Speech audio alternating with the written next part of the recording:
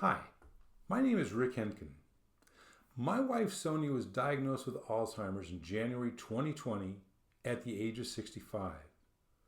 I had seen so many family caregivers suffer physically, emotionally, and psychologically, sometimes to the point where their health deteriorated faster than the loved ones they were caring for. I was determined not to let this disease take me down as well, and it didn't. I won the battle. And you can too. Watch this short video until the end for more details. Now, let's talk about managing caregiver emotions from chaos to calm. Caring for a loved one with dementia is one of the most challenging journeys anyone can undertake. One of the biggest challenges in caregiving is managing the wave of emotions that comes with it. You might feel love and gratitude one moment, only to feel frustration, sadness, or even anger the next.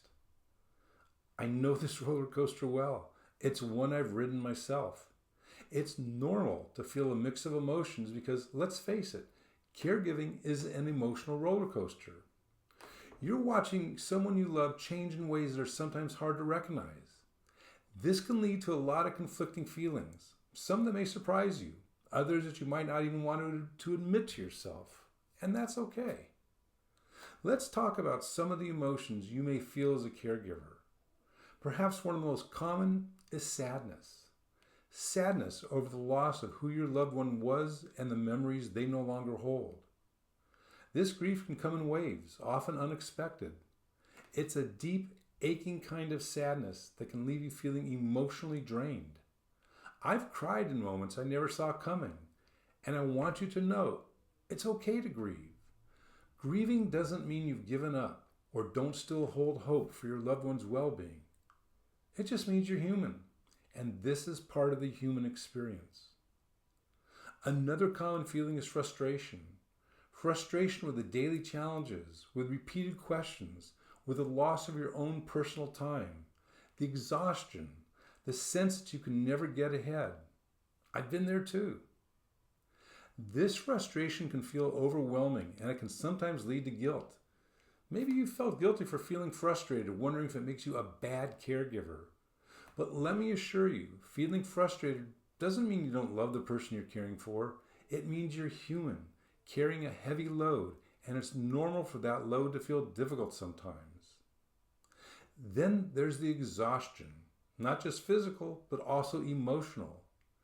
Many caregivers describe feeling like they're running on empty, constantly caring for someone else's needs while pushing their own to the side.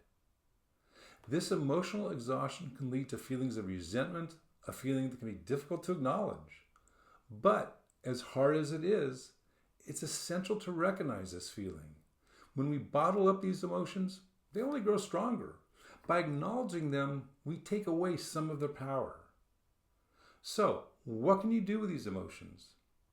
Start by giving yourself permission to feel them without judgment. You're not alone in these feelings, and you're certainly not weak for having them. In fact, it takes an incredible amount of courage to acknowledge difficult emotions without pushing them aside or pretending they don't exist. When we allow ourselves to feel, we create space for healing. One helpful approach is to create a space where you can express your feelings. This could be a journal where you write down your thoughts without worrying about grammar or punctuation. Just let the words flow. Or it could be talking to a friend or a support group where you feel safe and understood. Remember, you don't have to carry these emotions alone. Sometimes just saying your feelings out loud can relieve the pressure. Tell yourself, what would you tell a friend who came to you with these feelings? You know you would treat your friend compassionately. Another valuable tool is to take things one day at a time. It's easy to look at the journey ahead and feel overwhelmed. But by focusing on the present moment, you can ease some of that pressure. Try not to worry about what tomorrow or next week might bring. Concentrate on what you can do today, what you can manage in this moment. Finally, practice self-compassion. Caregiving is one of the hardest jobs, and there's no perfect way to do it. Give yourself credit for the love and dedication you show every day, even on days that feel like a struggle.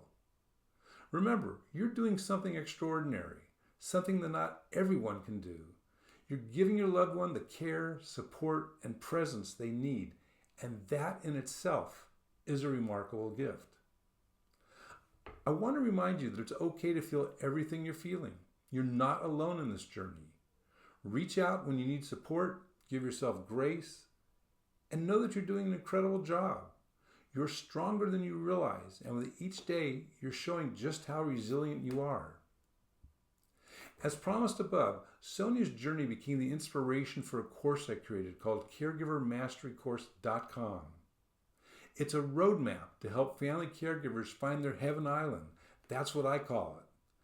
That's the place where you can finally let go of the stress, the guilt, the anger, and the resentment that caregiving often stirs up. It's a place of peace, balance, and clarity, a state of mind where you can be the caregiver your loved one needs while protecting your own health and well-being. You get all the wisdom without the scars. Click on the link or just go to caregivermasterycourse.com. You're not alone, and there's a community here to support you every step of the way. Don't forget to like, share, or subscribe. Thank you.